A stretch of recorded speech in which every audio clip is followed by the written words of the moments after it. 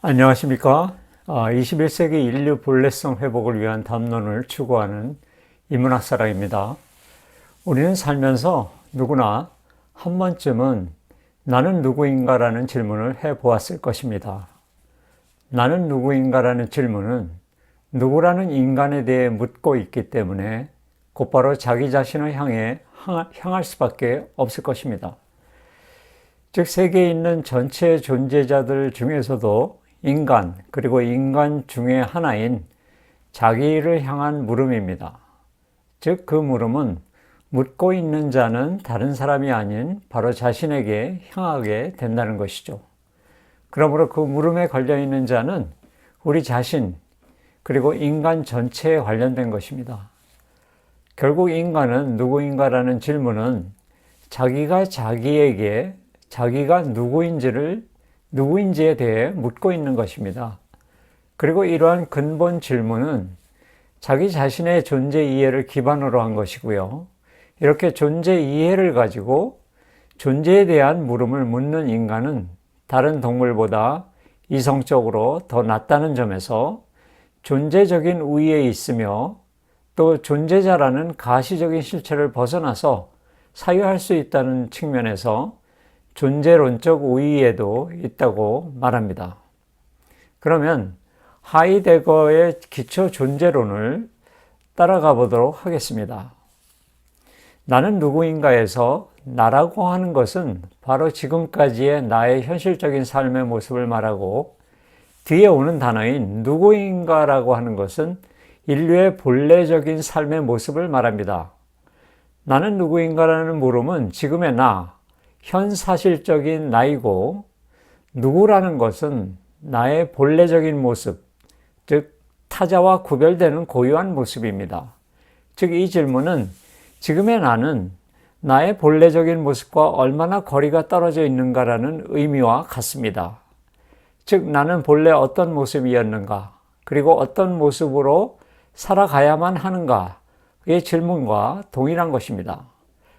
일반적으로 지금의 나는 비본래적인 삶을 살고 있다는 것이고, 이런 비본래적인 삶을 본래적인 삶으로 전회해야 하는 것은 아닌가라는 강한 의구심을 갖는다는 뜻이죠. 그리고 세계 안에서 살아가고 있는 인간의 삶의 고유성은 동식물과 같은 다른 생명체와 사물, 그리고 더 나아가 세계와 우주와의 관계성 하에서 파악되므로 우리는 언제나 세계의 존재라는 것도 염두에 두어야 할 것입니다. 하이데거의 기초 존재론을 요약해서 말하자면, 첫째, 인간은 존재 이해로부터 시작해서 존재의 물음을 거쳐서 현존재, 실존, 그리고 마지막으로 존재와 시간에서 탐구하려는 궁극적인 도달점은 존재가 무엇인가입니다. 사실 하이데거가 말하는 존재라는 개념은 본질상 정의될 수 없는 개념이라고 명시합니다. 정의될 수 없는 이유를 들자면 이렇습니다. 존재는 우리가 어디에선가 나의 있음에 어떤 방식으로든 영향을 미치고 나를 통째로 흔들 만큼의 파괴력을 가지고 있다는 것을 인지하지만, 단 우리가 사용해야만 하는 언어 체계로는 도저히 붙잡히지 않기 때문입니다. 그럼 먼저 존재 이해가 무엇인지에 대해서 설명해 보도록 하겠습니다. 일반적으로 인간을 포함한 세계 내의 모든 것들, 즉 인간, 자연물, 동식물, 사물들을 존재자라고 하는데요. 사실 하이데거는 존재와 시간에서 존재를 무엇이라고 명확하게 규정하고 있지는 않습니다. 이렇게 말합니다. Der Begriff Sein ist undefinierbar. 즉 존재 개념은 정의될 수 없다. 아마도 존재라는 개념은 인간의 언어 체계로 붙잡히지 않는 구멍, 혹은 공백, 혹은 틈이 아닌가 이렇게 생각을 합니다. 그러나 하이데거는 존재 자체를 규정할 수 없지만 인간은 바로 나의 존재에 대해서 적어도 막연한 이해를 가지고 있기 때문에 존재가 무엇인가라는 물음 자체를 던질 수 있는 존재자, 즉 현존재자, 현존재라는 카테고리에 속한다고 말합니다. 즉 모든 존재자들은 평균적이고 애매하나마 존재에 대해 이해하고 있으며, 따라서 존재 물음을 던지고 거기에 답할 가능성도 갖고 있다는 것입니다. 만약 어렴풋하게나마 존재에 대한 이해를 전혀 가지고 있지 않다면 나는 누구인가? 나는 어디서 왔다 어디로 가는가? 나는 이 세상에 우연히 던져진 자로서 어떤 모습으로 살아야 하는가라는 일종의 존재론적 질문은 아예 던지지도 못할 것입니다. 다시 풀어서 얘기하자면 우리는 존재의 의미를 은연중에 모호하게나마 이미 알고 있기 때문에 존재와 존재자라는 말을 사용할 수 있고 또 존재와 관련된 서술로 무엇이 있다, 무엇이다라는 말을 사용하지 않고서는 우리의 일상생활 자체, 즉 언어 활동이 불가능할 것입니다. 그래서 존재는 실제에 대한 이해의 근저에 기초하고 있는 개념이라고 말할 수 있습니다. 그런데 한편으로 인간은 이웃들과 관계를 맺으며 인간 이외의 존재자들과도 도구적 관계를 맺고 살아가고 있지 않습니까? 그래서 하이데거는 인간이 맺고 있는 이러한 관계의 총체적 그물망을 세계라고 말하고 이러한 총체적 관계의 그물망 속에서 사는 인간을 세계 내 존재, 인디어 벨트 자인이라고 합니다. 그러나 관계의 그물망으로서의 세계는 무의식의 지평이고 이러한 지평에서 이루어지는 관계는 나에게 직접적인 영향을 미치지는 않습니다. 단지 존재자들과 만남을 가능케 하는 지평일 뿐이죠. 하이데거는 인간이 이렇게 세계에 던져진 존재일 뿐만 아니라 더 이상 존재하지 않을 가능성인 죽음을 향한 존재이기도 하다고 합니다. 그래서 하이데거는 이 세계를 대지와 하늘 그리고 죽을 자와 신이라는 네 가지 요소, 사방세계로 구성된다고 한 것 같습니다. 대지는 죽을 자를 포함한 모든 유한한 것을 거두는 세계이고 하늘은 신이 거하는 영속된 세계라고 하는 것이죠. 그래서 존재론적 우위와 존재 탐구의 필요성에 대해서 말씀드리겠는데요. 있음이라는 이 비동사는 다른 모든 언어가 생성되기 전에 존재했던 것입니다. 즉 다른 모든 언어의 토대가 되는 언어라고 할 수 있죠. 때문에 있음이라는 단어를 문제시하는 것은 바로 인간의 사유 자체를 문제시하는 것이고 그리고 대상들에 대한 인간의 태도 자체를 문제시하는 것과 다르지 않다라고 하는 것이에요. 그러므로 존재자와 세계 그리고 존재를 포함한 전체로서의 있는 것, 즉 이제 하이데거는 이걸 Das Ganze Sein이라고 했는데요. Das Ganze Sein에 대한 질문이라고도 할 수 있다라고 하는 것입니다. 그러므로 무엇이 이다, 무엇 있다와 같은 존재성을 제시하는 기표는 상식적이라는 이유로 사유 대상이 아니라고 부인할 게 아니라 오히려 더 우리가 탐구해야 한다는 것이죠. 이에 대해서 하이데거는 이렇게 얘기를 합니다. Die Undefinierbarkeit des Seins dispensiert nicht von der Frage nach seinem Sinn, sondern fordert dazu gerade auf. 해석하겠습니다. 존재의 규정 불가능성은 존재 의미에 대한 물음을 던지지 않아도 된다는 것이 아니라 오히려 더 직접적으로 단호하게 그 존재 물음을 던질 것을 요구하고 있는 것이라고 말합니다. 그럼에도 불구하고 이 존재 이해를 완성시키는 것, 존재 이해의 완성은 마치 권총에서 총알이 발사되듯이 단번에 도달되는 것이 아니라 기나긴 우회로를 거쳐야 한다라고 또 말합니다. 요컨대 존재에 대한 선이해, 즉 선험적 이해는 순간적으로 아우겐브리크라고 하는데요. 순간적으로 일어날 수도 있습니다. 그러나 존재 이해의 완성은 다양한 존재 사건들이 일어나고 그것들을 해석하고 사유하는 지난한 과정을 거쳐야 한다는 것이죠. 이렇게 존재 사건들이 시시각각 밀려오는 과정을 하이데거는 존재의 Zeitlichkeit, 그 시간성이라고 말합니다. 그래서 자기의 저서도 존재와 시간이라고 붙인 거예요. 마치 불교에서 깨달음이라고 하는 순간은 순간적으로 찾아올 수 있지만 그걸 돈오라고 하지 않습니까? 그 깨달음이 자신의 신체의 변화에까지 이르려면 끊임없는 수행, 점수라고 하죠. 그래서 돈오 점수라고 하는 것입니다. 이러한 수행이 필요한 것과 마찬가지 맥락이에요. 그래서 해겔의 정신현상학에서도 의식이 감각적인 확신에서 출발해서 지각과 오성과 이성의 단계를 거쳐서 정신이 자기 개념의 상태로 파열되는 그런 절대지의 단계에 이르지 않습니까? 그래서 해겔도 모든 단계의 본질에는 언제나 가상이 뒤섞여 있다고 말했듯이 존재와 관련해서도 우리가 본래적 실존에 이르기 위해서는 비본래적 실존을 낱낱이 그리고 샅샅이 사유하는 지난한 과정을 거쳐야 한다는 것을 의미합니다. 그래서 기본적으로 하이데거의 존재와 시간이라는 저서에서는 우선 인간이 실체적인 삶, 즉 현사실적인 삶에 대한 관찰을 시작으로 해서 존재 개념에 접근하는 방식인데요. 이 현사실적 삶은 아무래도 본래적 삶보다는 비본래적 삶에 더 가깝다는 게 당연합니다. 그래서 비본래성과 본래성을 비교하는 방식으로, 즉 우회하는 방식으로 설명되어 있습니다.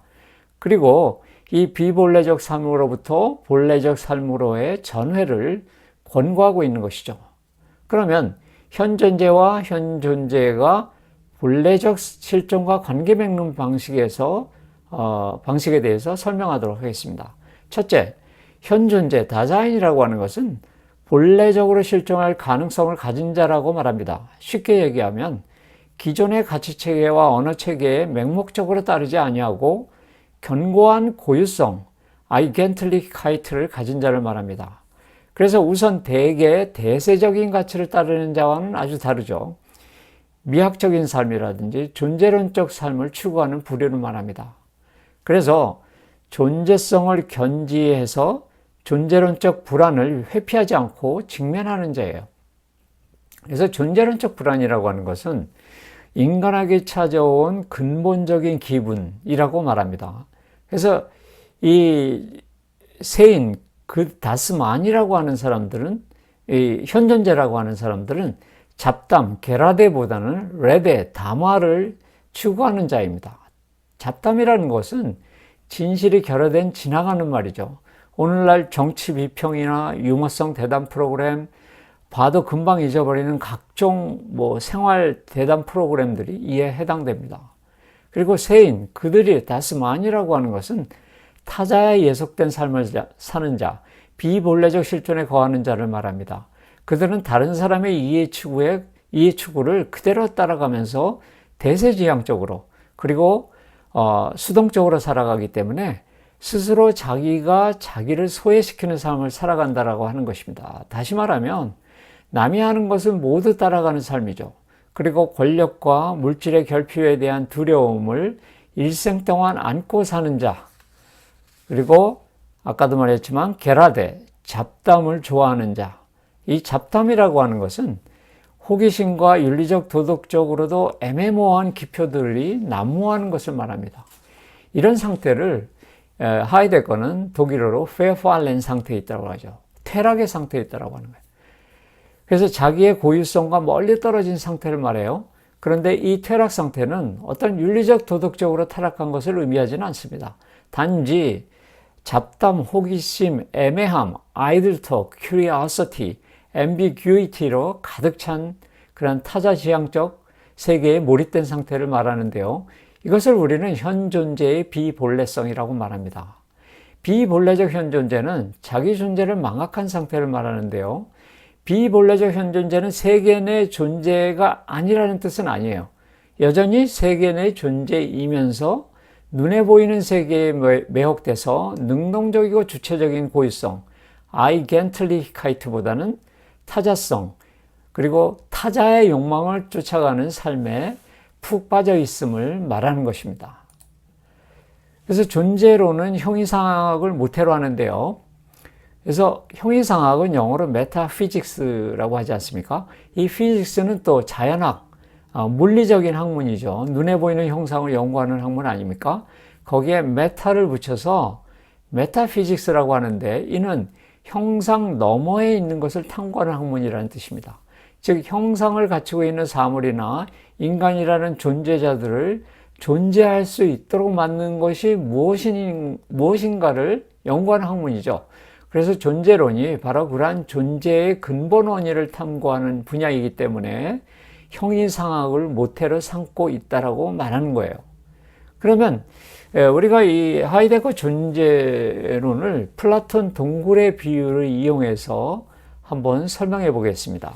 여기 제가 뭐 어설프게 그림을 그려놨는데, 여기 어떤 사물에 빛을 비추는 대형 횃불이 있지 않습니까?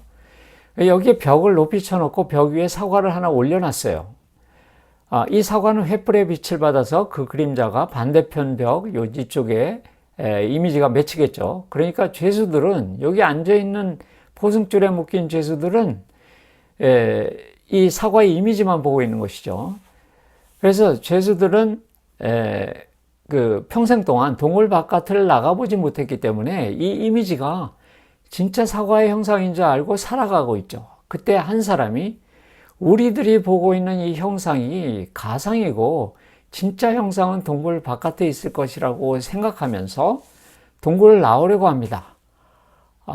이게 이제 존재 사건이 자기한테 닥쳐온 것이죠. 그렇게 생각하는 자체가. 그런데 이렇게 자기가 빠져있는 세계에서 나오기 위해서는 존재 사건이 다가온 것이 그것도 이제 두려운 생경함에 빠지는 아주 중요한 사건이지만, 이렇게 자기가 빠져있는 세계에서 나오기 위해서는 동굴 안에 있는 여러 죄수들의 생각, 말과 행동, 언어 체계를 모두 버려야 하는 두려움을 또 무릅쓰고 바깥에 무엇인가 실체가 있을 것이라고 물음을 던져야 한다는 것이죠. 이렇게 눈에 보이는 건 너머에 무엇인가 있다고 생각하는 것이 바로 하이데거가 말하는 존재 물음을 던지는 것이고요. 이렇게 무엇이 있다고 생각하는 그 자체가 존재 이해이고, 이렇게 존재 물음을 던지는 자를 다자인, 현 존재라고 하고, 현 존재는 존재에 대한 어렴풋한 이해를 다양한 존재 사건들을 경험하면서 심도 있는 이해로 발전시킬 수 있는 가능성을 지닌 자라고 하는 것입니다. 즉, 본래적 실존과 비본래적 실존의 경계에 서서 자신의 존재 방식을 선택하는 결단을 내려야 하는 자를 말합니다. 그리고 동굴 바깥으로 나가서 깨달음을 얻고 다른 죄수들을 설득하기 위해서 다시 동굴 안으로 귀환하는 자를 말하죠. 그런데 플라톤의 국가론에 나오는 이 동굴의 비유에서는 바로 바깥에 있는 태양이 모든 사물을 존재하게 하는 제일의 원인이라고 해서 그것을 바로 자인, 존재라고 말했던 것입니다. 이 부분을 하이데거는 반대하는 것이죠. 아무리 태양이 자연 법칙적으로 모든 사물을 존재하게 하는 제일 원인이라고는 하지만 그것을 존재라고 생각하지는 않다는 것이죠. 그죠? 그래서 존재라고 하는 것은 무조건 존재자의 바깥에 있는 것만도 아니고 존재자의 바깥에도 있고 내 안에도 존재한다는 것이에요. 그래서 이 존재자의 세계는 인과성과 유한성과 자연 법칙이 지배하는 세계이지만 하이데거가 말하는 건 그런 건 아니에요. 그리고 존재자들의 세계는 이데올로기, 예를 들어서 현재 우리 금융자본주의 이데올로기에 푹 빠져 사는 자, 그리고 이 불빛은 락강식으로 말하면 대타자를 말해요. 그리고 죄수는 분열된 주체, 매몰된 주체를 얘기를 하고, 이 존재자의 세계는 상실의 공백을 모두 억지로 메우려는 그런 세계를 말하고, 또 자인이라고 하는 것은 락강식으로 말하면 오브제 아라고 할 수 있습니다. 그리고 헤겔식으로 말하면 이 자인은 본질에 해당되고, 존재자들의 세계에 있는 요소들은 가상에 해당이 됩니다.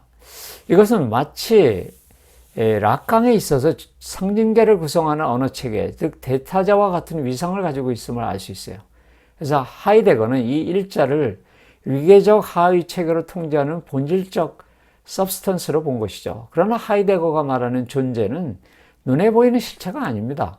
또 오히려 락강이 말하는 언어체계로 추방된 실제, 혹은 존재 안에 숨겨진 공백에 더 가까운 개념이죠. 자, 그렇게 한번 해석을 해봤고요. 그래서 하이데거는 고대 존재론과 하이데거 자신의 기초 존재론의 차이점을 이렇게 말합니다. 그래서 고대 존재론에서 주장하는 것처럼 존재라는 개념이 더 이상 존재의 자적이 있음으로만 이해해서는 안 된다고 하는 것이죠. 존재 자적, 온토기시 사유체제로부터 존재론적 온톨로기시 사유체제로 전환되어야 한다는 것이에요. 그래서 하이데거의 기초 존재론과 기존 형이상학과 다른 점이 뭐냐? 고대의 형이상학은 존재자가 이미 드러나 있다는 걸 전제로 하는 존재자적인 형이상학인 것이고, 혹은 또 신이 존재자를 규정한다는 존재신론에 입각했던 반면에 하이데거 기초 존재론은 그 탐구의 핵심이 존재자가 아닌 존재자의 존재로 전환했던 것입니다. 그래서 하이데거는 고대로부터 자신의 존재론을 제기하기 전까지의 시대를 존재가 망각된 시대라고 말했던 것이에요. 자, 하이데거 존재론의 목표는 존재 개념을 언어로서 확실하게 규정하기 위한 것이 아닙니다. 존재와 시간이라는 이 책의 목적은 우리에게 존재로 나아가는 방향과 존재론적 삶을 살기 위한 존재의 구조적 얼개를 제시하는 것뿐이에요.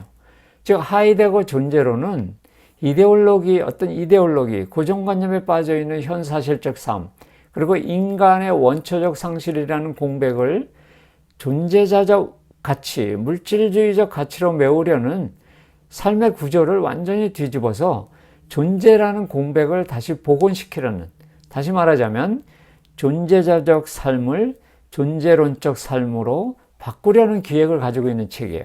한마디로 존재자적 삶으로부터 돌아서서 존재론적 삶으로 전환하자는 것입니다. 이것은 마치 평소에 예수를 따르는 사람들을 박해하던 골수 바리새인이었던 사도 바울이 어느 날 갑작스럽게 찾아온 존재 사건을 통해서 그리스도교에 귀의하는 과정과 비유할 수 있어요. 그 존재 사건은 뭡니까? 바울이 말을 타고 여행하는 중에 다마스커스에 이르렀을 때 말에서 떨어졌는데 갑자기 하늘에서 눈부신 밝은 빛이 쏟아져서 사흘 동안 앞을 못 보게 되고 하느님의 계시를 받아서 그리스도교로 회심한 사건을 말합니다. 그런 면에서 하이데거 존재론에 있어서 핵심적인 물음은 존재자를 존재자이도록 하는 그 존재는 무엇인가라고 바꿔야 됩니다. 그래서 존재자를 이해하려면 그 존재자가 존재이도록 하는 존재에 대한 이해가 선행되어야 한다는 것이죠. 왜냐하면 존재자 없이 존재라는 이미지가 도대체 떠오르지 않을 것입니다. 반대로 존재라는 자리, 공백 없이 존재자가 있을 수 없기 때문입니다. 다시 풀어서 말씀드리자면 존재는 언제나 존재자에 속하는 존재이고 존재자는 언제나 존재 덕분에 없지 않고 있게 되는 존재에 속하는 존재자인 것입니다. 여기서 존재에 속한 존재와 존재자에 속한 존재와 존재에 속한 존재자라는 글귀에서 알 수 있는 것은 존재와 존재자가 서로 상호간에 함께 속해 있다라고 하는 공석성을 가지고 있다는 것입니다. 그런데 공석성을 가지고 있다고 해서 존재와 존재자가 동일하다는 건 절대 아니에요. 오히려 물과 기름과 같이 서로 이질적인 성격을 갖고 확연하게 구별된다는 것을 의미하는 것이에요. 자, 이처럼 하이데거 존재론은 존재자적인 것, 온톨로기시한 것과 존재론적인 것, 온톨로기시한 것의 구분으로부터 시작해요. 그러나 우리는 일상생활을 살아가면서 사실상 존재와 존재자를 구분하지는 않습니다. 그 이유는 뭐냐? 그들은 항상 함께 밀착되어 있기 때문에 특별한 존재 사건이 생기지 않는 한 그 차이를 쉽게 알아채지 못한다는 겁니다. 존재 사건이라는 건 뭐겠어요? 자기한테 갑자기 경제적 파산에 이른다거나 불치병이 걸린다거나 가까운 사람이 운명한다거나 이런 게 존재 사건 아닙니까? 그래서 그러한 사건이 일어나지 않는 한 쉽게 알아차지 못한다는 거예요. 그리고 매 순간마다 어렴풋이 우리가 존재라는 공백을 느끼기는 하지만 우리의 생활 세계와는 전혀 다른 문법에 의해서 구조화된 이 존재라는 대상을 우리가 마주하게 되면 두려운 생경함에 빠진다는 거예요. uncanniness라고 하죠. 혹은 또 현실적인 이해 추구 활동에 방해가 될까봐 외면하기 때문이라는 거예요. 그래서 존재와 시간의 원본에는 이렇게 존재자 중심의 사유체제를 가진 사람들을 태양과 같이 너무 명료해서 마치 눈이 멀 것 같은 자명성만을 추구하는 사람들이라고 그래요. 그래서 태양과 같이 너무 명료한 자명성을 Sonnenklaren Selbstverständlichkeit라고 하는데요. 그들은 이 존재라는 개념을 깊이 생각하지 않으려고 이 일종의 심리적 방어망을 치고 있다는 것이에요. 태양과 같이 명료한 자명성이라고 하는 것은 현실 세계, 존재자들의 세계, 즉 어떤 개념을 선명하게 구별하고 분석하지만 이렇게 그림자가 드리워진 어둠에 쌓인 존재의 세계, 즉 현묘한 진리의 세계를 성찰하지 못하게 한다는 거예요. 즉 현실 너머를 볼 수 있게 하지는 못한다는 것이죠. 그런데 존재는 언제나 존재자의 존재이긴 하지만 존재자가 아니기 때문에 직접 언어로 해명할 수 없지 않습니까? 그래서 존재자의 목소리를 통해서만 해명할 수 있어요. 즉 그들의 언어 체계를 도구로 해서만 해명해야 할 것입니다. 따라서 하이데거가 존재의 의미를 이해하는 탁월한 존재자인 인간, 즉 현 존재로부터 존재의 의미를 해명하고자 했던 것이에요. 그래서 인간은 이 언어를 통해서 세계를 이해하고 사물들을 구분짓고 또 살아가고 있습니다. 그래서 언어로 세계의 모든 것에 이름을 붙이고 사물들의 경계를 만들어내죠.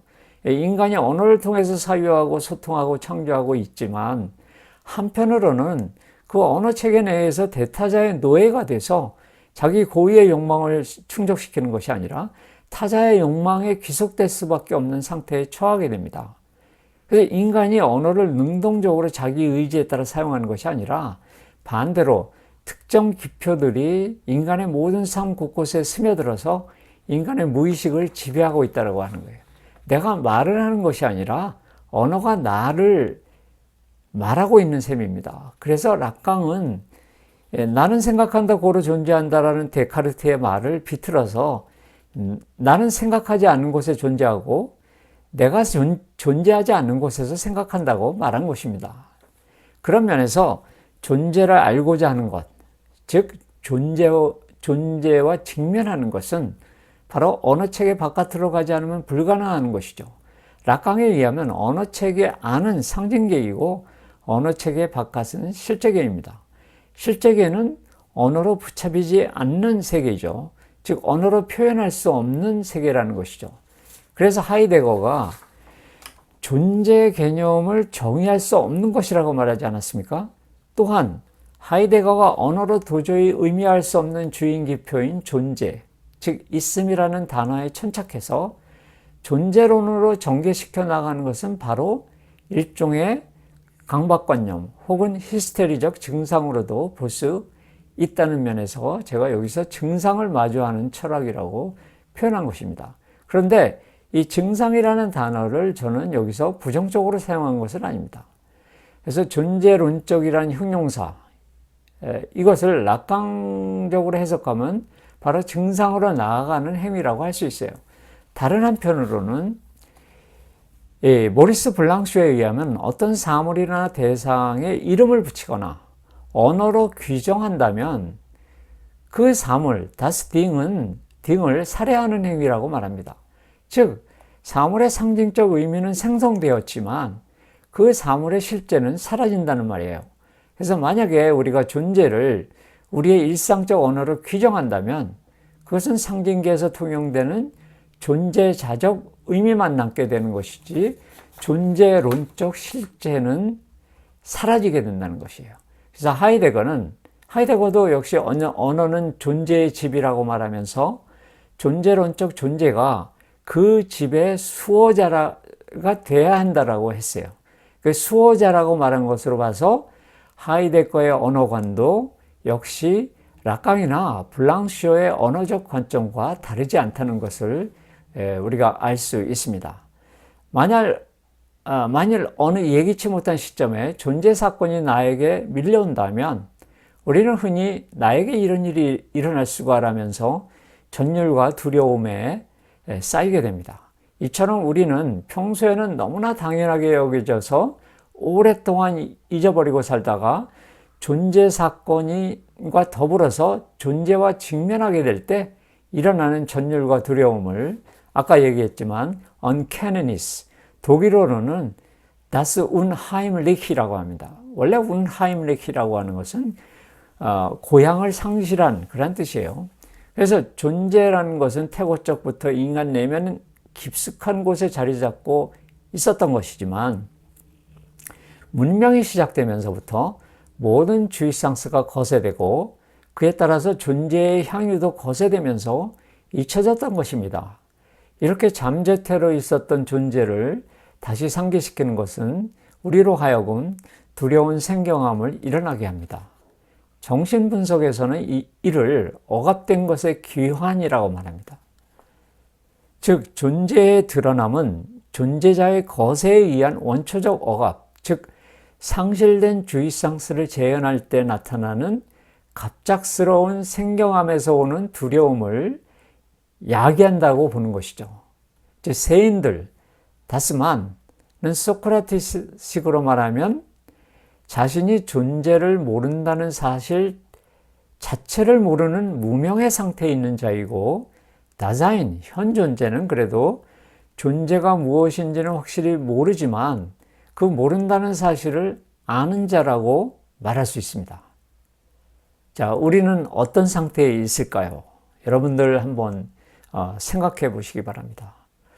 자, 오늘은 여기까지 하겠습니다. 청취해 주셔서 감사합니다.